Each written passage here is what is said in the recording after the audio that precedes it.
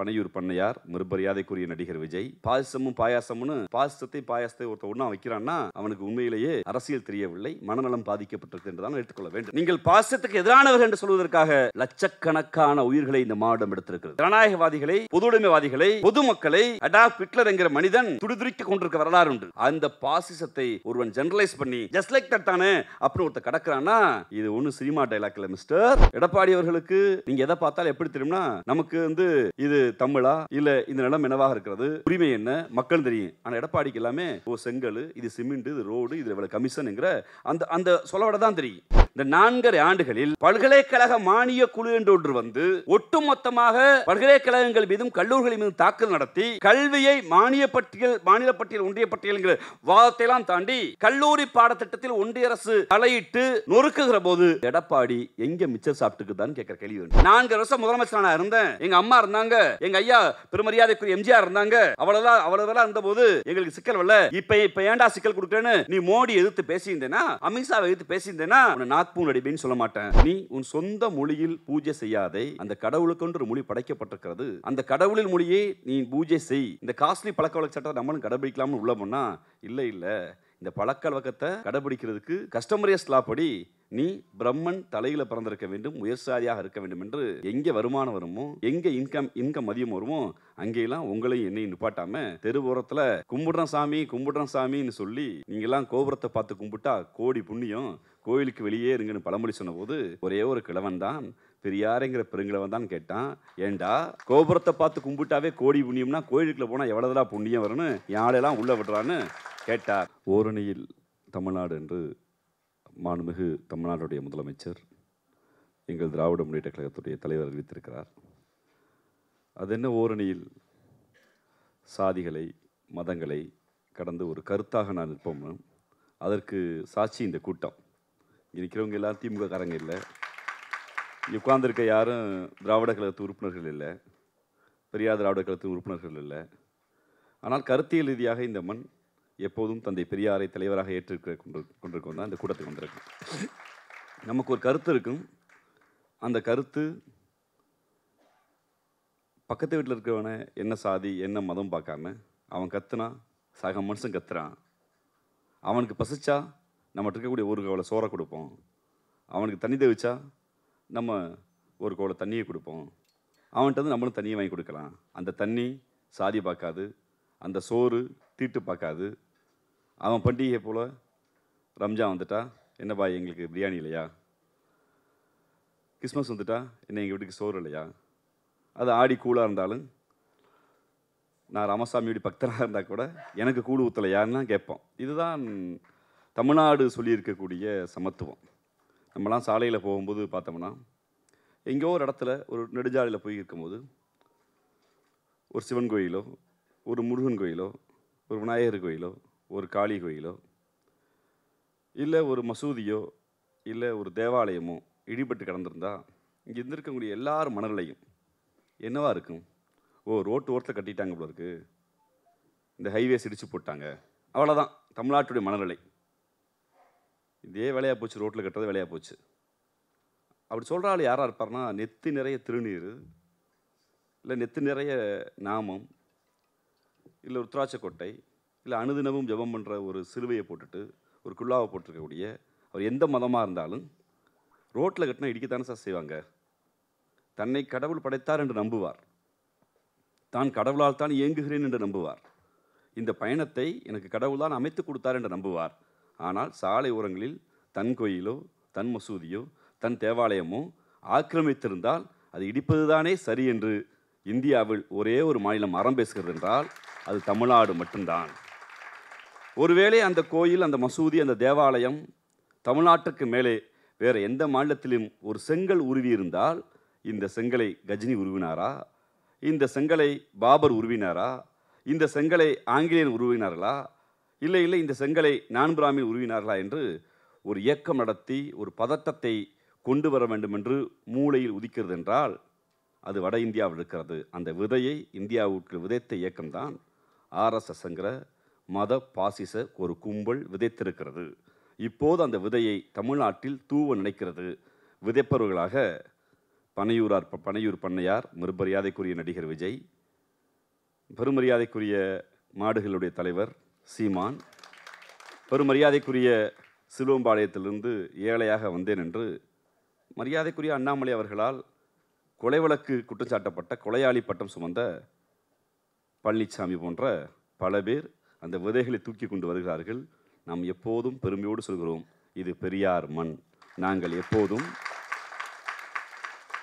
மனிதத்தின் பக்கம்தான் இருப்போம். தம்பி இந்திரகுமார் பேசும்போது கூட பெரிய வாள் கண்டெடுத்தான். வாள் கண்டெடுத்துட்டா எவ்வளவு போரின் மீது எனக்கு நம்பிக்கை இல்லை. வாள் ஒருவேளை போரின் பெருமிதமாக இருக்கலாம். அதை தாத்தன் செஞ்சாலும் பாட்டன் செய்தாலும் இன்னொரு போரை இன்னொருத்தர் மீது திணிப்பதில் எனக்கு உடன்பாடு இல்லை. எங்களுக்கென்று ஒரு நாகரிகம் இருக்கிறது. அது மனிதத்தை காதலிக்கிற நாகரிகம். அந்த காதலை சொல்லிக் கொடுத்த ஊர் தமிழ்நாடு. அந்த ஓரணியில் தமிழ்நாடாக இந்த நிகழ்வை ஒருங்கிணைத்திருக்கிற தோழர் இந்திரகுமார், தோழர் மில்டன், என்னுடைய ஆர்வி தம்பி மைனர், எனக்கு பின்பாக உங்களோடு நீண்ட நெடிய உரையாற்ற காத்திருக்கிற தங்கை மதிவதனி, இந்த கூட்டத்தை பல்வேறு வேலைகளுக்கு மத்தியில் எங்களுக்கு ஒரு வாய்ப்பு கிடைச்சிருக்கு. எங்களுக்கு ஒரு ஊடக வெளிச்சம் இருக்குது. எங்களுக்கு ஒரு கட்சி தலைமை வழிநடத்துது. ஆனால் உங்களுக்கு ஊடக வெளிச்சமோ வாய்ப்பே இல்லை. எங்களை விட பன்மடங்கு இயங்குகிற உங்கள் நேரத்தை எங்களுக்காக கொடுத்துருக்கிற உங்கள் அனைவருக்கும் என்னுடைய பணிவான வணக்கம். நாக்பூர் அடிமைகள் தலைப்பு கொடுத்துருக்காங்க. யார் நாக்பூர் அடிமைன்னு நம்ம சொல்லணும். அது மிக முக்கியம். இந்த நாள் மிக முக்கியமான நாள். பெருமரியாதைக்குரிய தோழர் வேலுப்பிரபாகரன் இறந்திருக்கிறார். ஒரு பெரியாரின் பெருந்தொண்டர். அமைப்புகள் மீது ஒரு பெரிய தாக்குதல் நடத்தினார் அவர், இந்த மாற்று கருத்தும் இல்லை. ஆனால் தன் வாழ்நாளில் எப்போதும் சமரசம் இல்லாது பெரியாரை தூக்கி பிடித்த பெருந்தொண்டர். அவருடைய இறப்பு எனக்கு ஆன்மாவில் நம்பிக்கை இல்லை. வாழ்ந்தபோது மனிதராக வாழ்ந்தார். அவருக்கு என்னுடைய ஆழ்ந்த இரங்கலை தெரிவித்துக் கொள்கிறேன். இந்த நொடி, இந்த நாள், உலகில் ஒரு மொழி பேசுகிற மக்கள் தங்கள் மொழியை நீசபாசை என்று ஒரு கும்பல் சொல்லிக்கொண்டு தாங்கள் நம்புகிற கடவுளுக்கு, மேடையில் இருக்கிற யாருக்கு அந்த நம்பிக்கை இல்லை, எனக்கு உட்பட இங்கே இருக்கிற பாதி பேருக்கு நம்பிக்கை இருக்காது.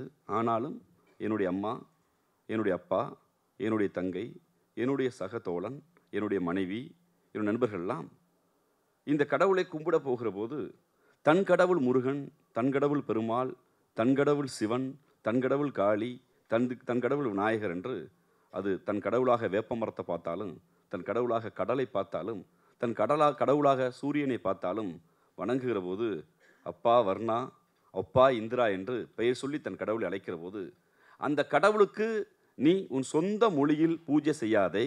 அந்த கடவுளுக்கென்று ஒரு மொழி படைக்கப்பட்டிருக்கிறது. அந்த கடவுளின் மொழியே நீ பூஜை செய் என்று ஒரு பழக்க வழக்க சட்டத்தை எழுதிய கும்பல்.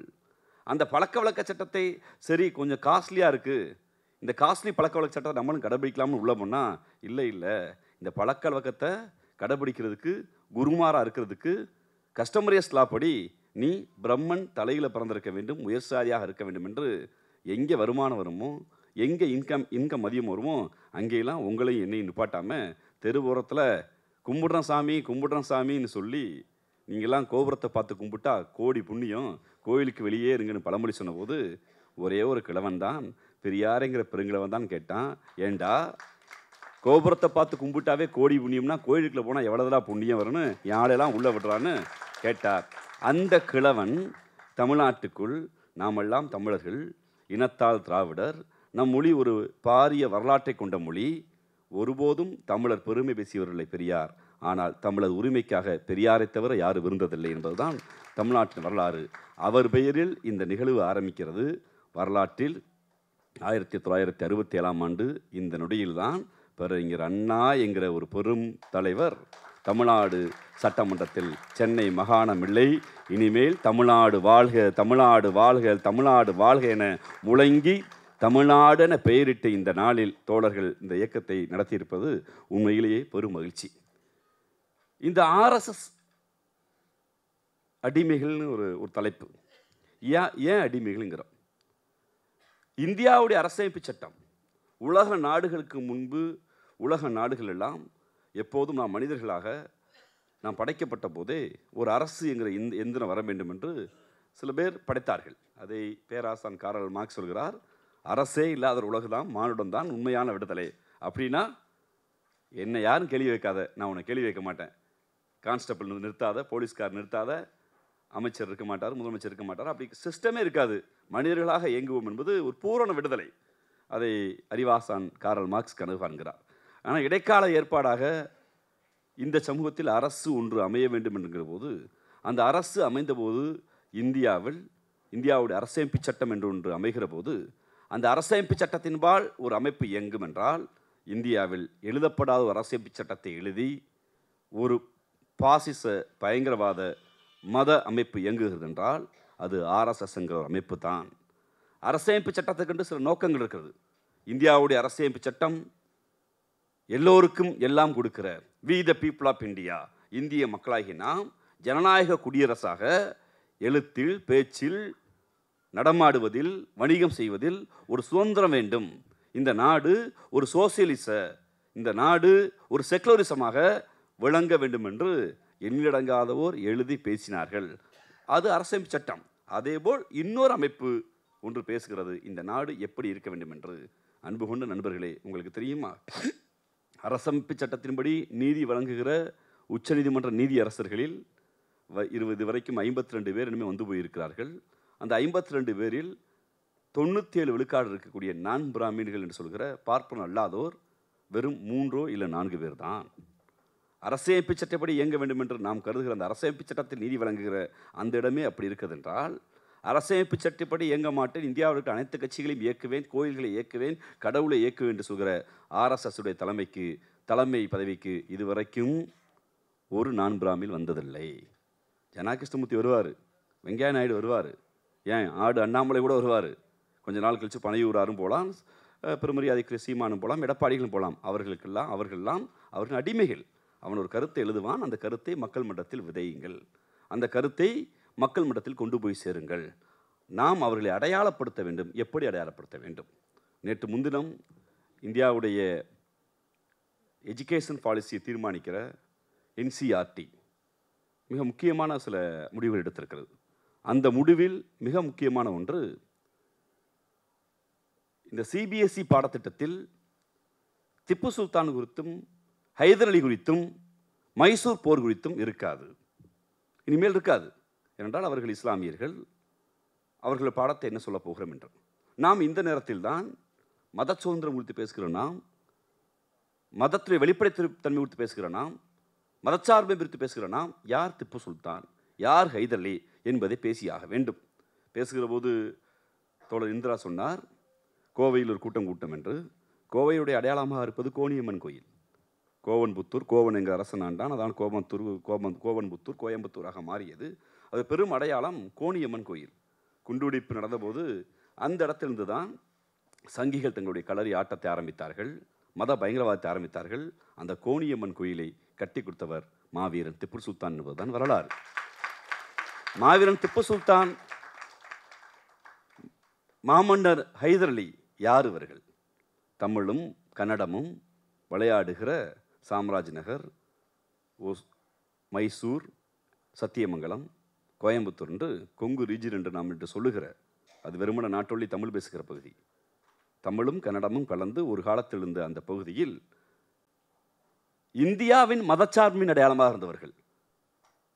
நம்முடைய பாட்டி வீர வேலுநாச்சிக்கு ஒரு உதவி என்று வந்தபோது, தீரன் சின்னமலையுடைய பெருமிதங்களாக நாம் பார்க்கிற போது, அந்த தீரன் சின்னமலைக்கு மாமன்னராக இருந்தவர் யார் என்றால், தீரன் சின்னமலைக்கு மாமன்னராக இருந்தவர்கள் ஹைதர் அலியும் திப்பு சுல்தானும். நம்முடைய மருதவர்களுக்கு மாமன்னராக இருந்தவர்கள் ஹைதர் அலியும் திப்பு சுல்தானும். அப்படி ஒரு உறவு நமக்கு இருந்தது. காவிரி நீர் வராதென்று குட்டி இளவரசர்கள் உத்தரவு போட்டபோது, மேலே இருந்து கீழே வருகிற கீழ்மடை உரிமையை எவனும் தடுக்க முடியாது, முதலில் காவிரி நீரை திறந்து விடு என்று உத்தரவு போட்டவர் மாமன்னர் ஹைதர் அலி. இப்படி ஒரு வரலாற்று பாரம்பரியம் கொண்ட ஊரில் முதல் சுதந்திர போர் என்று வரலாற்று ஆய்வாளர்கள் பலத்தை எழுதுகிற போது மைசூர் போரை தவிர்த்து எழுத முடியாது. காரணம், மைசூர் போருக்காக ஆயுதங்களை கொண்டு போய் தன் மன்னர்களை காப்பதற்கு நமது பாட்டன் தீரன் சின்னமலை கிளம்பி போய் மைசூரை முற்றுகையிட்ட வரலாறு உண்டு. அவ்வளவு பெருமிதங்கள் கொண்ட ஊரில் ஒரு 2 ஆண்டுகளுக்கு முன்பு நீங்கள் பார்த்துருப்பீங்க, ஒரு கதையாடல் சொல்லாடல் கர்நாடகாவோட அரசியலை தேர்ந்தவர்களுக்கு தெரியும். கெம்பேகவுடா, கோரேகவுடான்னு 2 பேர். யார் இவர்கள்? கெம்பேகவுடா, கோரேகவுடா யார் என்றால், கர்நாடகாவிலே ஆட்சியை பிடிப்பதற்கு முன்பு கர்நாடகாவுடைய சமூக மாற்றத்தை, கர்நாடகாவுடைய அரசியலை தீர்மானிப்பதற்கு ஆர்எஸ்எஸ் ஒரு உரையாடலை ஆரம்பிக்கிறது. கவுடா என்கிற ஒரு சமூகத்தில் உங்களுடைய தலைவராக இருக்கிற கம்பேகவுடா, கோரேகவுடாவை கொன்றவர்கள் யார் தெரியுமா? கொன்றவர்கள் மாவீரன் திப்பு சுல்தானும் ஹைதர் அலியும் என்று வரலாறு ஆரம்பிக்கிறார்கள். இந்த கம்பேகவுடா, கோரேகவுடாவுடைய படங்கள் இல்லை, படங்கள் கிடைக்கவில்லை. அவன் தேடுகிறான், எங்கு தேடுகிறான் என்று. நம்ம ஊர்லேயே நம்ம ஊரில் இந்த ஆடு அண்ணாமலையை கூப்பிட்டு நம்ம ஆளுகளும் ஏதோ நம்ம மொழியிலேயே கத்துறாரு, நம்ம மொழியிலே பேசுகிறாருன்னு மருதுடுவருக்கு நிகழ்ச்சி நடத்துகிறாங்க. மாமண்டர்கள் மருதுடுவர்களுடைய புகழஞ்சல் நிகழ்ச்சி. அந்த ஆடு அண்ணாமலை மருதுடுவர் நிகழ்ச்சிக்கு வர்றாரு. இந்த 2 படத்தை பார்க்குறாரு. 2 படத்தை கொண்டு போய் இந்த 2 முகங்களை, தமிழ்நாடு அரசு வெளியிட்ட அந்த 2 முகங்களை அப்படியே கொண்டு போய் கர்நாடகா சொல்லிட்டான், இதுதான் கம்பேகவுடா, கோரேகவுடா, இவர்கள் தான், இந்த இருவரைத்தான் ஹைதர் அலி திப்பு சுல்தானும் கொண்டாங்க அப்படின்னு ஒட்டுமொத்த கவுடா மக்களை இஸ்லாமியருக்கு எதிராக திரும்பினான். அந்த ஆடு அண்ணாமலைக்கு சொல்ல வேண்டும், மருதிருவர் தன் வாழ்நாள் முழுக்க மருதிருவர் தான் சண்டையிடுகிற போதெல்லாம் எந்த மாமன்னனை நோக்கி நீ என்னுடைய அரசர், நீ என்னுடைய பங்காளி, என்னுடைய தோழன் என்று ஹைதர் அலி திப்பு சுல்தானை ஏற்றுக்கொண்டார்கள் என்கிற வரலாறை தமிழ்நாடு தான் சொல்ல வேண்டியிருக்கிறது. இல்லை என்றால் ஆர்எஸ்எஸ் கும்பலுக்கு நாம் அவர்களுடைய கதைகளுக்கு அடிமையாகி விடுவோம். ஒரு கதை தானே, சாதாரண கதை தானே. நீங்கள் திராவிட இயக்கம் என்று நாம் நம்பிக்கொண்டிருந்த இந்த இயக்கம் இதோடு பால்பட்டு விடக்கூடாது என்று என்னை போன்றவர்களும் ஊடகவாதிகளில் பங்கேற்க எல்லா முற்போக்காளர்களும் அதிமுக திராவிட இயக்கம் தாங்கன்னு பேசணும்ல. அந்த மூலையில் இன்னைக்கு இது திராவிட மூலையிலடா, அந்த மூளைக்குள்ளுக்கெல்லாம் சங்கி மூளைன்னு ஒரு குரல் வருதா இல்லையா? எடப்பாடி ஏதோ ஒரு கருத்தை மாற்றினார்ல, ரொம்ப முக்கியம். எடப்பாடி அவர்களுக்கு நீங்கள் எதை பார்த்தாலும் எப்படி தெரியும்னா, நமக்கு இது தமிழா இல்லை இந்த நிலம் என்னவாக இருக்கிறது, உரிமை என்ன, மக்கள் தெரியும். ஆனால் எடப்பாடிக்கு எல்லாமே செங்கல், இது சிமெண்ட், இது ரோடு, இது இவ்வளோ கமிஷனுங்கிற அந்த சொல்லவிட தான் தெரியும். அந்த மூளை எவ்வளவு தெளிவாக, எவ்வளவு ஆழமாக இந்தியாவில் யாரும் போராடாமல், இந்தியாவில் யாரும் எழுதாமல், யாரும் பேசாமல் ஹெச்ஆர்என்சி ஆக்ட் வரல. கோயில்கள்லாம் மன்னர்களால் கட்டப்பட்டது. மன்னர்கள் அந்த வரியை மக்களிடமிருந்து வாங்கினார்கள். மக்கள் தங்கள் அரசனுக்கு கொடுக்கிற வரியில் அரசன் அன்று ஆண்ட அரசன்கள், நமது அரசர்கள் உட்பட முதல் சேவை மக்களுக்கு செய்வதை விட தன் கடவுளுக்கு செய்வதுதான் பெரியதென்று நம்பி தொலைத்திருந்தார்கள். அதனால் தான் நம்பிய சிவனுக்கு, முருகனுக்கு, பெருமாளுக்கு எல்லா மன்னர்களும் கோயில் கட்டினார்கள். நம்முடைய பக்தர்கள் எல்லாம் அந்த கோயிலுக்கு காணிக்கையாக கொடுத்தார்கள். அவ்வளவு நிலங்கள் இருக்கிறது, அவ்வளவு கோயில் இருக்கிறது. அந்த நிலத்தை, அந்த கோயிலை எந்த அரசன், எம்பாட்டன் ராஜராஜ சோழன், எம்பாட்டன் ராஜேந்திர சோழன், என்பாட்டன் பாண்டிய நெடுஞ்செழியன், என்பாட்டன் அதியமான், எம்பாட்டன் பெருநெல்லி என்று நம்முடைய தமிழ் மன்னர்கள் அத்தனை பேரும் முதல் அரணாக தன்னுடைய அறநிலை என்று கோயிலை கட்டினார்கள். அந்த கோயில் என்பது மக்களிடத்தில் வரி வாங்கி கட்டிய கோயில். அப்படி வரி வாங்கி கட்டிய கோயிலில் ஒரு சமூகம் மட்டுமே ஆதிக்கம் செலுத்துகிறது, அந்த சமூகம் மட்டுமே அர்ச்சனைப்படுகிறது, அந்த சமூகம் மட்டுமே கணக்கு வழக்க கொடுத்துட்டு பண்ணையம் பார்க்குது. அது ஒத்து வராது, அது பொதுவாக்கப்பட வேண்டும் என்றுதான் இங்கே ஒரு ஹெச்ஆர்என்சி ஆக்டை கொண்டு வந்து தமிழ்நாடு அரசியலில் மிக முக்கியமாக இருந்த அரசியலை நாம் விதைத்து திணித்து வளர்த்திருந்தால், அந்த அரசியலை வளர்ந்துட்டு ஒருத்தர் மேடையில் நின்றுட்டு நான் அதெல்லாம் பேசினா சதின்னு சொல்லுவான்னு கேட்குறாருன்னா, அந்த மூளைக்கு இருந்தது திராவிட சிந்தனை இல்லை, அந்த மூளைக்கு இருப்பது சங்கி சிந்தனை. அது நாக்பூர் அடிமையாக இருக்கிறது என்பதை நாம் வெளிச்சம் போட்டு காட்ட வேண்டிய சூழலுக்கு வந்திருக்கிறோம். நீங்கள் இந்த 4.5 ஆண்டு காலம் நீங்கள் நல்லா கவனிங்க. இந்த 4.5 ஆண்டு காலம் தமிழ்நாட்டுடைய முதலமைச்சராக பெரும் மரியாதைக்குரிய முத்துவேல் கருணாநிதி ஸ்டாலின் பொறுப்பேற்ற பின்பு நாங்கள் ஆளுங்கட்சி தான்.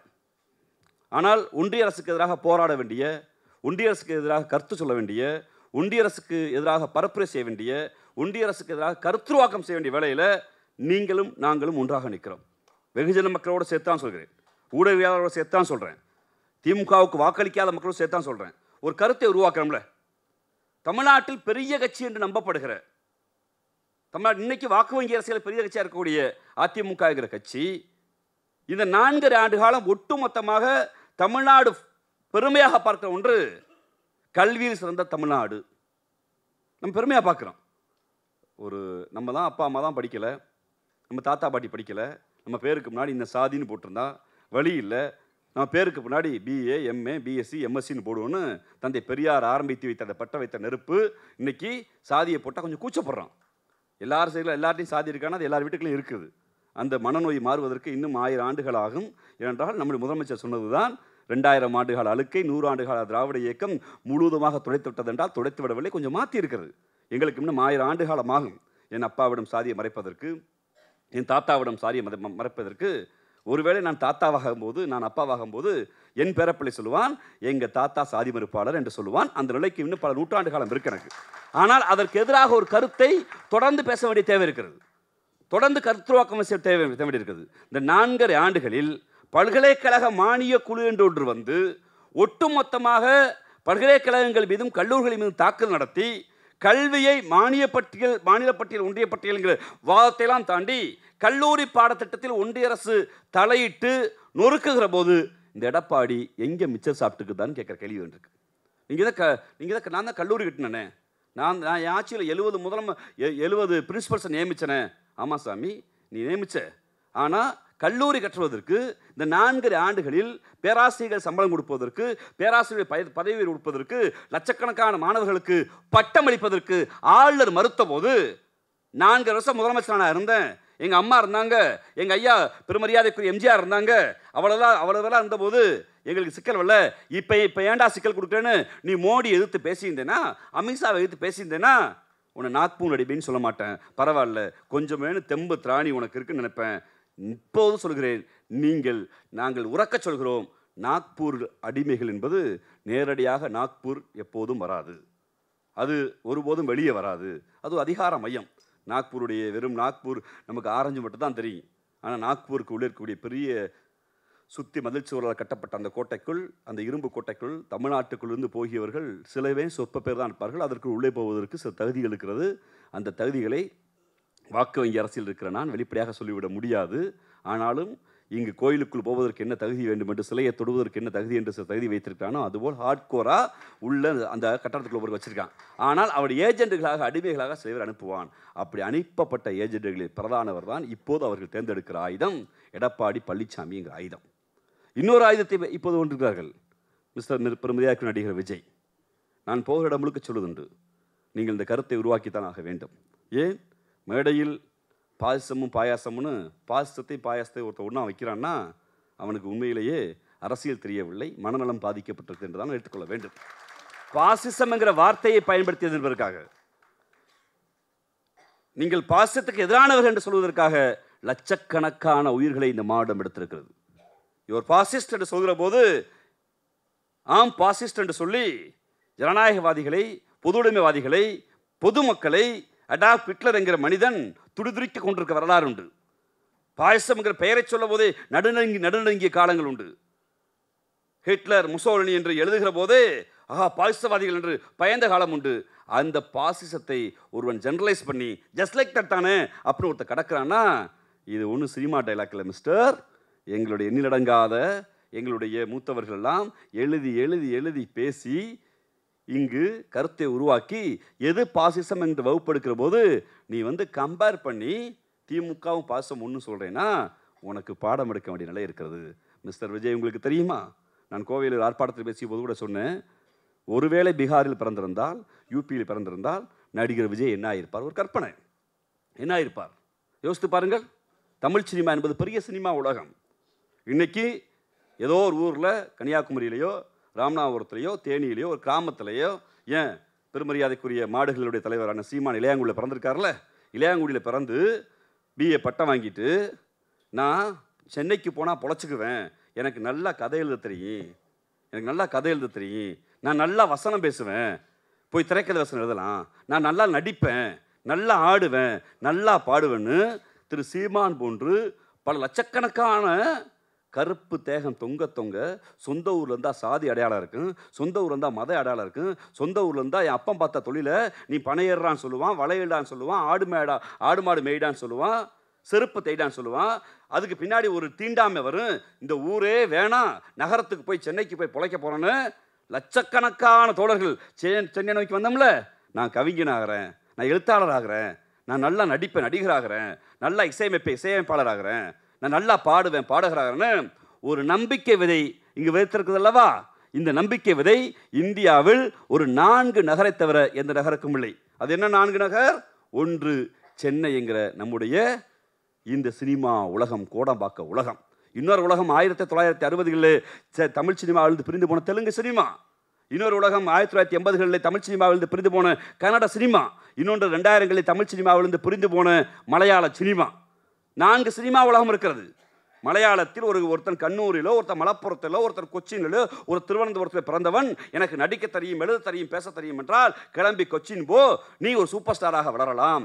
வளர்ந்து நிற்கிறார். மலையாளத்தில் சூப்பர் ஸ்டாராக மம்பூட்டி வளர்ந்திருக்கிறார், மோகன்லால் வளர்ந்திருக்கிறார், இசையமைப்பாளராக எண்ணிடங்கள் வளர்ந்திருக்கார்கள்.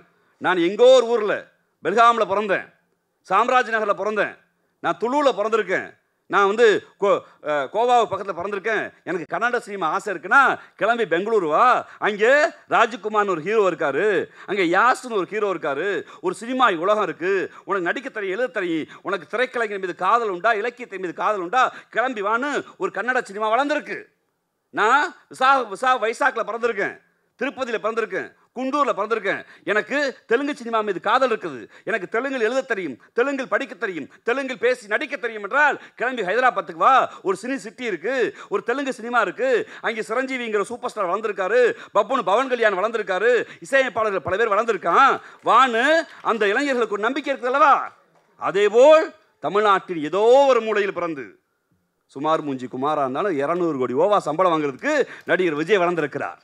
பெருமரியாதைக்குரிய ஏகே, பெருமரியாதைக்குரிய இங்கே இருக்கக்கூடிய விஜய் சேதுபதி, எங்களுடைய எப்போதும் சூப்பர் ஸ்டார் நடிகர் ரஜினிகாந்த், எங்களுடைய இசையானி எங்கள் ஐயா, இசைக்கே தந்தை, இசைக்கே கடவுள் என்று நாங்கள்லாம் பார்க்குற இளையராஜா, எங்கள் ஏஆர் ரஹ்மான், எங்கள் கவிப்பேரரசு வைரமுத்து, எங்கள் கவிஞர்கள், எங்கள் அக்கா தாமரை உட்பட்ட எத்தனையோ கவிஞர்கள் இங்கே உட்கார்ந்துருக்கு. எத்தனை பேருக்கு சினிமா ஆசை இல்லை, ஒரு ஃபேஷன், என் இலக்கியம், என் மொழி, என் கருத்தை சொல்வதற்கு ஒரு தளம் இருக்கு அப்படின்னு தமிழ்நாடு இன்னைக்கு நிற்கிறதில்ல. இது மாதிரி உத்தரப்பிரதேசத்தில் சினிமா இருக்கா? பீகாரில் ஒரு சினிமா இருக்கா? ஜார்க்கண்டில் ஒரு சினிமா இருக்கா? மத்திய பிரதேச சினிமா இருக்கா? ராஜஸ்தானில் ஒரு சினிமா இருக்கா? டெல்லியில் ஒரு சினிமா இருக்கா? ஏன் இல்லாமல் போச்சு? தெரியுமா? ஏன் தெரியுமா? இந்தி என்கிற மொழியை கொண்டு வந்து எங்கள் மீது திணித்த போது எங்கள் கிழவன், எங்கள் பெருநெருப்பு பெரியார் பற்ற வைத்தார். இந்தி கூடாதாண்டார், இந்தி வேண்டாண்டாண்டார். ஏன் என்ன ஆகும்? இந்தி வந்தால் சமூகம் போகும், வேலை வாய்ப்பு போகும், கலாச்சாரம் போகும், இலக்கியம் போதும். சினிமாவை வாழ்நாள் முழுக்க பெரியார் திட்டினார். ஆனால் பெரியார் தமிழை பாதுகாத்ததால், எங்கள் இலக்கியங்களை பாதுகாத்ததால் தமிழ் சினிமாவை இந்தி தீண்ட முடியல. இந்திக்கு தமிழ்நாட்டில் ஆதிக்கமாம். நீங்கள் எல்லோரும் வாருங்கள் நாட்டினரே, தமிழுக்கு தீமை வந்த பின்னும் இந்த தேகம் இருந்த லாபம் உண்டோ? விந்தை மொழி எங்கள் மொழி, அது வீர தமிழ் மக்கள் ஆவி என்போம். இந்திக்கு வந்துடுவார் அந்த ஈனரை காரி உமிழ்த்திடுவோம். எப்பக்கம் வந்து புகுந்தோடும் இந்தி எத்தனை பட்டாலும் கூட்டி வரும் அற்பமன்பம் இந்திதனை அடித்தொழிவும் ஆதிக்கந்தனை மாங்குயில் கூவிடு பூஞ்சோலை எம்மை மாட்ட நினைக்கும் சிறைச்சாலை ஏங்க விடும் தமிழ் தாய்தனை இவ்வுயிர் உடலை விட்டு நீங்க வர என்று எண்ணிலடங்காத பெரியாரிஸ்டுகள், எண்ணிலடங்காத பகுத்தறிவாளர்கள், எண்ணிடங்காத பொதுவுடைமைவாதிகள், எண்ணிடங்காத தமிழ் தேசியவாதிகள், எண்ணிடங்காத திமுக காரன் வீதியா போராடினால இந்தி என்ன தீண்டல. ஒரு தலைவன் கிடைச்சான். ஆனா அதே நேரத்தில் யூபிக்காரனு, பீகார்காரனு, மாப்பிக்காரனு, ஜார்க்கண்டுக்காரனு இந்தி படிச்சா வேலை கிடைக்கும் போல, இந்தி படிச்சா முன்னேறலாம் போலன்னு தன் தாய்மொழி அவதிய, தன் தாய்மொழி சாந்திலிய, தன் தாய்மொழி மைதிலிய, தன் தாய்மொழி போஜ்புரிய, தன் தாய்மொழி மார்வாரிய மறந்துட்டு ஹிந்தி படித்தான். 8ஆம் கிளாஸ் படித்தான், 9ஆம் கிளாஸ் படித்தான். பாடம் மண்டையில் ஏறலை. என்ன பண்ணலான்னு பார்த்தா, எந்த ஊருக்கு போனால் பிழைக்கலான்னு பார்த்தா, எந்த ஊர் ஹிந்தி தெரியாது போடான்னு சொல்லிச்சோ அந்த ஊர் தமிழ்நாட்டுக்கு பிழைக்க வந்தாச்சா இல்லையா? இப்போ அந்த இளைஞர்களுக்கு எனக்கு பெருமிதம் கொள்வதற்கு ஒரு சூப்பர் ஸ்டார் இருக்கிறார், எனக்கு பெருமிதம் கொள்வதற்கு சினிமா ஆசையிலிருந்து வளர்ந்த 200 கோடி ரூபா சம்பளம் வாங்குற நடிகர் விஜய் இருக்கிறார். ஆனால் யூபிக்காரர்களுக்கும் பீகார்காரர்களுக்கும் யார் சூப்பர் ஸ்டார்? எல்லாரும் நேரம் எங்கே போகிறான்? மும்பைக்கு போகிறான். ஒரு சல்மான் கான், ஒரு ஷாருக் கான். இந்தி என்கிற ஒரு மீடியம் அவர்களை வாழ வைக்கவில்லை. தன் தாய்மொழியான போஜ்புரி, மைதிலி, சாந்திலியை விட்டான், தொலைந்தான். ஆனால் எங்கள் தமிழ்நாடு தனித்து நின்றது. எங்கள் தமிழ்நாடு தனித்த அடையாளத்தோடு இருந்தது. எங்கள் தமிழ்நாடு பாதுகாத்துன்றது. காரணம், நாங்கள் தனித்த அடையாளத்தை கொண்டிருந்தோம். அதனால்தான் இப்போதும் தமிழ்நாட்டை பார்த்து அவன் பொறாமைப்படுகிறான். அன்பு கொண்ட நண்பர்களே, ஒரு 3 நாளுக்கு முன்பு செய்தித்தாளை படிச்சிருப்பீங்க, 4 நாளுக்கு நினைக்கிறேன். ஒரு பக்கம் விளம்பரம், ஹிந்தி பேப்பர் பார்த்தீங்களா? ஹிந்தியில் ஒரு பக்கம் விளம்பரம் இருந்துச்சு ஹிந்தியில். நம்ம ஜஸ்டே கடந்திருப்போம். பார்த்தோமா தோழர்? ஒரு மிகப்பெரிய யுத்தத்தை பாஜக செய்கிறான். அந்த ஒரு புத்தகம் வச்சுருக்கேன், ஆர்எஸ்எஸ்ன்னு. 2015 எலெக்ஷன் எப்படி இருக்குன்னா எப்போ எழுதுறான்? பீகாருடைய 2000 அவன் யூபிலாம் டார்கெட்டில் பீகாரை வைக்கிறான். ஏன்னா ஹிஸ்டாரிக்கலி பாடலிபுத்திரம் இருக்கிறது, அது முக்கியமான ஊர். 2015 எப்படி நம்ம ஆட்சி அமைக்க போகிறோம்னு தீர்மானம் எழுதுறான். இன்றைக்கி அந்த அஜெண்டாவை தமிழ்நாட்டுக்கு கொண்டு வந்துட்டான். நம்ம ஏதோ பீகார் எலெக்ஷன் நினைக்கிறான், அது இல்லை. இங்கே அவன் பீகார்லேருந்து 39 லட்சம் வாக்காளர்கள் வெளியே போகிறாங்க, 39 லட்சம் வாக்காளர் எடுக்க போகிறாங்கிறான். அது மேட்டரே இல்லை. அந்த 39 லட்சம் வாக்காளர்களை எங்கே கொண்டு கொடுக்க போகிறான்னா, அவன் ஒரு காலம் வச்சுருக்கான், நீ எங்கே குடியிருக்கியோ அங்கே உனக்கு வாக்குரிமைங்கிறான். ஹிந்தியில் விளம்பரம் போட்டு, நீ திருப்பூரில் இருக்கியா, கோயம்புத்தூர் இருக்கியா, நீ சென்னையில் இருக்கியா, ராமநாதபுரத்தில் இருக்கியா, கன்னியாகுமரியில் இருக்கியா, நீ பதிவு பண்ணுங்கிறான். இப்போ இங்கே உள்ளவனா அது தமிழில் விளம்பரம் வரல, இங்கிலீஷில் வரல, ஹிந்தியில் வந்திருக்கு. அந்த ஹிந்தியில் படித்தவன் என்ன பண்ணுறான்?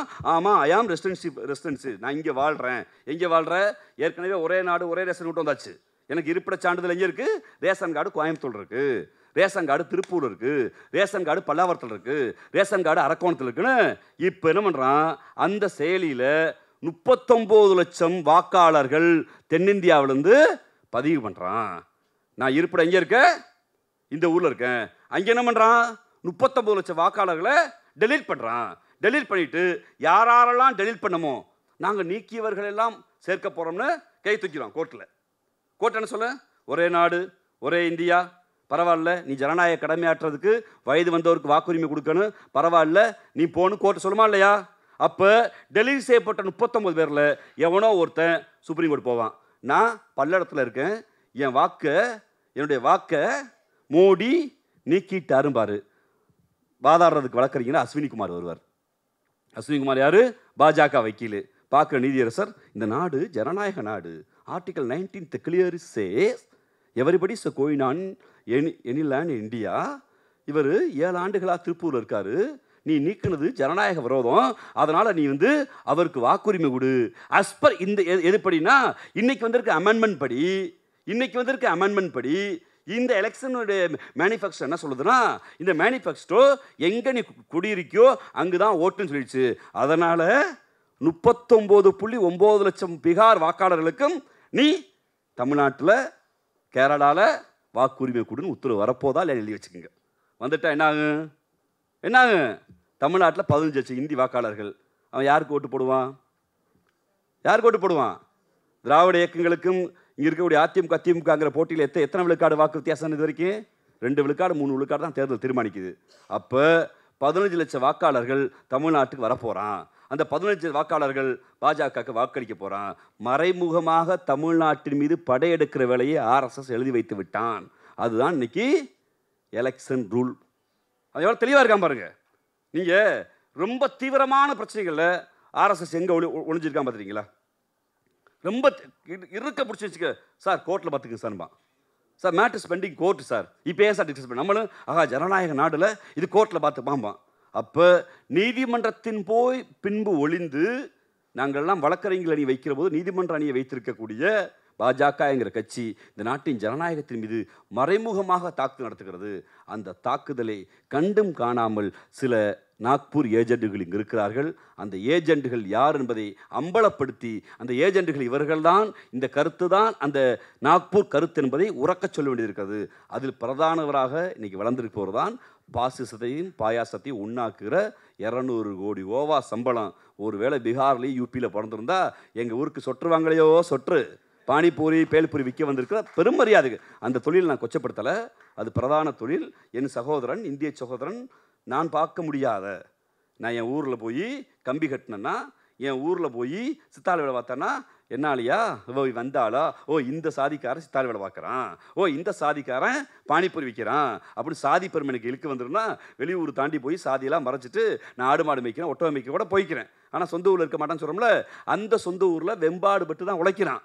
அதுபோல் ஒருவேளையில் பீகார் யூபியில் பிறந்திருந்தார் நடிகர் விஜய் போன்றவர்கள் இந்த ஊருக்கு 200 ரூபா குறைஞ்சபட்ச ஊதியத்துக்கு வந்திருப்பாங்க.